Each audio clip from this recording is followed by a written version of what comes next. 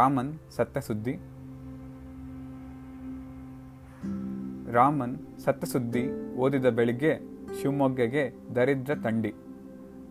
ಅಸ್ತಿತ್ವದ ಅಸ್ಪಷ್ಟ ಜಿಜ್ಞಾಸೆ, ಗುರುತಿಸಲಾಗದ ಕಸಿವಿಸಿ, ಮುಜುಗರ ತಾಳದೆ ವಾಕಿಂಗ್ ಹೊರಟೆ. ಬೀದಿಗದೆ ಮಾಮೂಲು ಭಂಗಿ. ಯಾರೂ ದುಃಖಿಸುತ್ತಿಲ್ಲವೆನಿಸಿ ದುಃಖವಾಯಿತು. ಮೈಲಿಗೆ ಪರಿಚಿತ ಸಿಕ್ಕಿದ್ದು ನವಿಲೆ ಗ್ರಾಮದ ಹನುಮ. ಯಾರದೋ ಗದ್ದೆಯಲ್ಲಿ ಗೇಯುವ, ಮೋಟು ಬೀಡಿಯ ಕಿವಿಗೆ ಸಿಕ್ಕಿಸಿಕೊಳ್ಳುವ, ತೊಡೆಯ ಪರಪರ ಕೆರೆದುಕೊಳ್ಳುವ, ಹಳ್ಳಿಯೇ ಹನುಮಿಸಿದಂತೆ ನನಗೆ ಭಾಸವಾಗುವ, ವಿಚಿತ್ರ ಅಭ್ಯಾಸ ರೂಪಿತ ನಿರ್ದಿಷ್ಟ ಅಳತೆಯ ನಿರ್ವಿವಿಧ ಕೂಗಿಂದ ಹಕ್ಕಿಗಳ ಅಟ್ಟುತ್ತಿದ್ದ, ಪಾತಿ ಸರಿಗೊಳಿಸುತ್ತಿದ್ದ, ಅಪ್ರಚಲಿತ ಹಳ್ಳಿ ಪದದ ಅಶಾಸ್ತ್ರೀಯ ಮಟ್ಟನ್ನು ಕುರುಕುತ್ತಿದ್ದ. ಕಂಡೊಡನೆ ಹೆಂಗಿದ್ದೀರಿ ಅಂದ. ಈಚೀಚೆಗೆ ಅಪರೂಪವಲ್ಲ ಅಂದ. ಯಾಕೋ ಬಡವಾಗಿದ್ದೀರಿ ಅಂದ. ಮಳೆ ಬೇಕಾಗಿಲ್ಲ ಅಂದ. ಫಸಲನ್ನು ಅಂದಾಜಿಸಿದ. ನೆರೆಯವರೊಡನೆ ದಿನವಹಿ ಕಾದಾಟ ಸಾಕಾಗಿದೆ ಮರಾಯ್ರೆ ಅಂದ.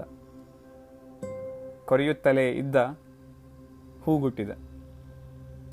ಅವನ ಮಾತಿಗೆ ಮಂಜಿನೊಳಗಿನ ಸೂರ್ಯ ನನ್ನ ಪ್ರಜ್ಞೆ. ರಾಮನ್ ಸತ್ತರೋ ಹನುಮ ಅನ್ನಬೇಕು. ಆಗ ತಡೆದು ಸುಮ್ಮನಾದೆ.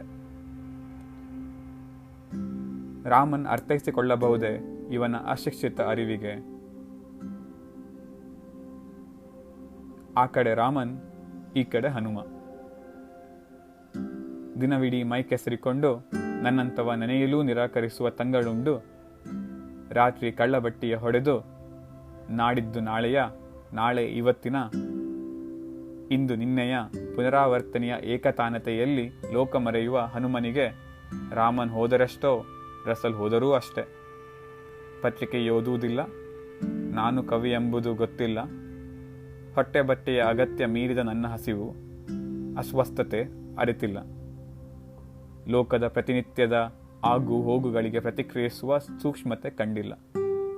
ಅನೇಕ ಮಟ್ಟದಲ್ಲಿ ಬಾಳುವ ಪ್ರಶ್ನೆಯೇ ಉದ್ಭವಿಸಿಲ್ಲ. ಆದರೂ ತೃಪ್ತ. ಗದ್ದೆ, ಧಣಿ, ಹಾಪಮೋರೆಯ ಹೆಂಡಿರು, ಸಿಂಬಳ ಸುರಕ ಮಕ್ಕಳು, ದೇವರ ಗ್ರಾಮ್ಯ ಕಲ್ಪನೆ, ಊರಿನ ಪುಡಾರಿ, ಇಷ್ಟೇ ಜಗತ್ತು. ಆದರೂ ತೃಪ್ತ. ನನ್ನಂತೆ ಕನ್ನಡ, ಗಡಿ, ನದಿ, ಪದ್ಯ ಪ್ರತಿಷ್ಠೆ ಕಾಡುವುದಿಲ್ಲ. ಹೆಂಡತಿಗೆ ಚೋಲಿ, ಹಿರಿಮಗನ ಶಾಲೆ, ಬೆಲ್ಲದ ಕಾಫಿಯ ಹಾಲೇಶಿಯ ಸಾಲ, ಹೊತ್ತು ಹೊತ್ತಿಗೆ ರುಚಿ ಗೌಣ, ಅರಸಿಕ ಕೂಳು. ಚಿಂತೆ ಇಲ್ಲವೆಂದಲ್ಲ, ಆದರೂ ತೃಪ್ತ.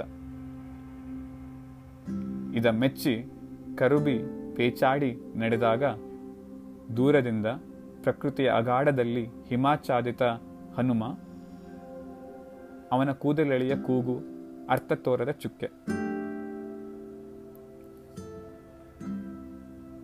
ಇಲ್ಲಿಂದ ನನಗೆ ವರ್ಗವಾಗುತ್ತೆ ಒಂದು ದಿನ. ಹನುಮ ಸಾಯುತ್ತಾನೆ, ತಿಳಿಯುವುದಿಲ್ಲ. ಇಲ್ಲಿನ ಹಳಬ ಅಲ್ಲಿ ಹೊಸಬನಾಗುತ್ತೇನೆ.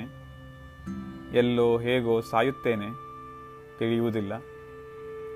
ನನ್ನ ಹೆಸರು, ಹುದ್ದೆ, ಪದ್ಯ, ತಳಮಳ, ಬದುಕು ತಿಳಿಯುವುದಿಲ್ಲ.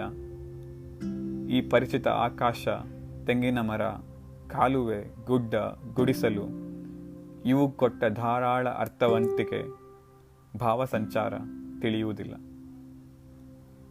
ಕೊರಲು ಬಿಗಿದು ಒಬ್ಬಂಟಿ ನಿಧಾನ ನಡೆದಂತೆ.